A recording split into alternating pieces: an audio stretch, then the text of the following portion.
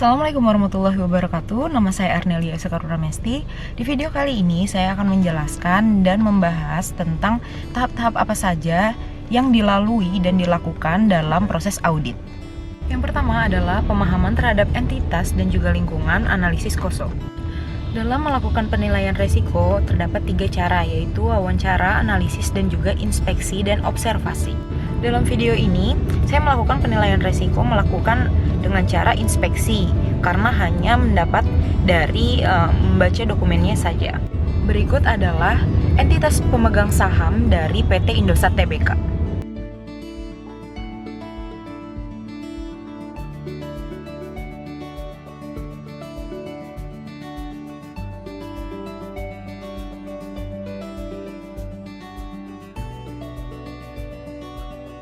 Pesaing utama PT Indosat Tbk adalah PT Telekomunikasi Indonesia dan juga XL Axiata. Dalam lingkungannya, PT Indosat Tbk memiliki target pasar, yakni semua masyarakat maupun mahasiswa, pelajar dan mahasiswa atau masyarakat yang eksekutif mendapatkan layanan telekomunikasi yang murah dan dapat mengakses internet dengan kecepatan tinggi. PT Indosat Tbk juga menyediakan beberapa produk, yaitu AM3, lalu ada Matrix dan juga Mentari. Ketiga produk tersebut memiliki target pasar yang berbeda-beda sesuai dengan masing-masing pelayanannya. Layanan yang disediakan oleh PT Indosat adalah wireless, broadband, dan juga ada layanan suara dan data. Yang kedua adalah prosedur analitis awal. Prosedur analitis awal terbagi menjadi 2, yaitu analitis horizontal dan juga vertikal. Horizontal adalah membedakan dan membandingkan laporan keuangan secara periode atau secara beberapa tahun. Lalu bisa dilihat apakah mengalami peningkatan ataupun penurunan. Lalu yang kedua adalah analisis vertikal, yaitu membandingkan secara per akun pada laporan keuangan dilihat dari persentasenya. Lalu membuat ringkasan rasio keuangan seperti rasio leverage, yaitu semakin rendah rasio hutang semakin bagus kondisi perusahaan itu, sebab artinya hanya sebagian kecil aset perusahaan yang dibiayai dengan hutang. Lalu selanjutnya adalah rasio likuiditas. Rasio likuiditas itu semakin besar perbandingan aktiva lancar dengan hutang lancar, semakin tinggi kemampuan dari perusahaan tersebut dalam menutupi kewajiban hutang jangka pendeknya.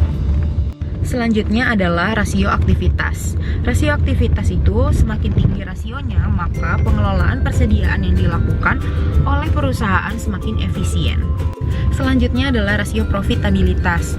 Nah, di rasio ini adalah semakin tinggi nilai rasio, maka kondisi perusahaan akan semakin baik berdasarkan rasio profitabilitas. Nilai yang tinggi melambangkan tingkat laba dan efisiensi perusahaan tinggi yang bisa dilihat dari tingkat pendapatan dan arus kas. Lalu yang ketiga adalah materialitas, OM, PM, dan AM.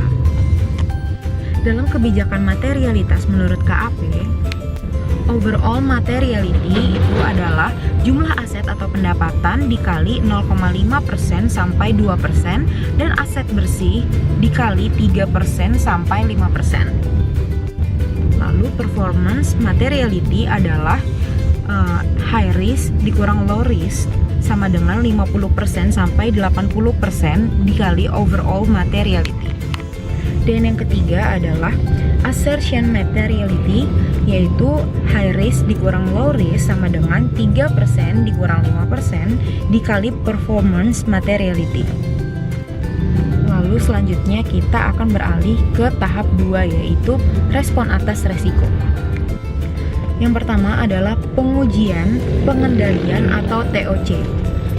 Yang kedua, pada tahap pengujian ini dapat dilakukan untuk memperoleh bukti audit tentang efektivitas, operasi, prosedur, struktur, pengendalian internal. Yang ketiga adalah melakukan test of details of balance. Yang keempat adalah pengujian yang dilakukan oleh auditor untuk menguji atau mendeteksi kesalahan salah saji yang mempengaruhi langsung kebenaran dari saldo-saldo akun laporan keuangan. Yang kelima adalah pada tahap ini kita juga melakukan pengujian terhadap asersi dari laporan keuangan.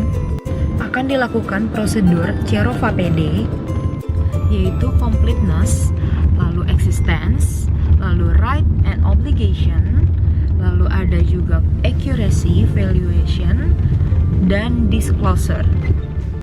Selanjutnya adalah melakukan substantive test of transaction, lalu melakukan pengujian saldo dan transaksi, lalu melakukan evaluasi, melakukan materialitas final atau OMPM dan AM, dan yang terakhir adalah prosedur analitis final. Lalu pada tahap ketiga yaitu pelaporan. Yang pertama adalah evaluasi bukti audit yang cukup dan tepat, relevan atau sesuai dengan tujuan atau mendukung, lalu sah yang diperoleh dari sistem akunting tersebut dan dapat diandalkan. Lalu yang kedua adalah evaluasi CALK atau catatan atas laporan keuangan. Dalam OJK 8G7 yaitu pedoman penyajian laporan keuangan. Dan yang ketiga atau yang terakhir adalah opini, yang di dalamnya terdapat WTP, WDP, TMP, dan TW. Demikian saya sampaikan. Terima kasih telah menonton video ini. Assalamualaikum warahmatullahi wabarakatuh.